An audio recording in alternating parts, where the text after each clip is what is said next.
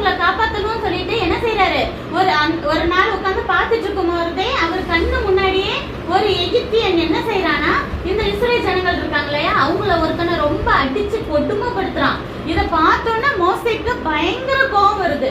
இப்போ உங்க கண்ணு முன்னாடியே உங்க தம்பியோ யாரோ அடிச்சா நீங்க சும்மா விடுவீங்களா?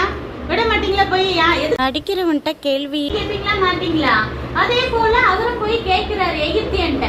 எகிப்தியனை கேட்டுட்டு அவன் ஒழுங்கா பதில் சொல்ல மாட்டேங்கிறான், திமிரா பேசுறான்னு சொன்னா யாரும் பார்க்கலன்னு சொன்னா அந்த எகிப்தியனை கொன்றாரு. கொன்னுட்டு பக்கத்துல இருக்க மண்ணிலேயே புதைச்சு வச்சிடுறாரு. அப்புறம் மறுநாள் வந்து அதே போல இந்த எபிரேயர்கள், அதாவது எபிரேயர்கள் யாருன்னா இந்த இஸ்ரேல் ஜனங்கள் தான், அவங்க 2 பேரும் வந்து சண்டை போட்டுட்டு இருக்காங்க. சண்டை போட்டு இருக்கும் போது மோசே சொல்றாரு, நீங்க எல்லாம் ஃப்ரெண்டா தானே இருக்கீங்க, ஃப்ரெண்டு தானே, ஏன் இப்படி சண்டை போட்டுட்டு இருக்கீங்க, விட்டு கொடுக்கலாம்ல, நம்மளுக்குள்ள இப்படி சண்டை போடக்கூடாதுன்னு உங்களுக்கு தெரியாதா, அப்படி இப்படின்னு கேட்கிறாரு.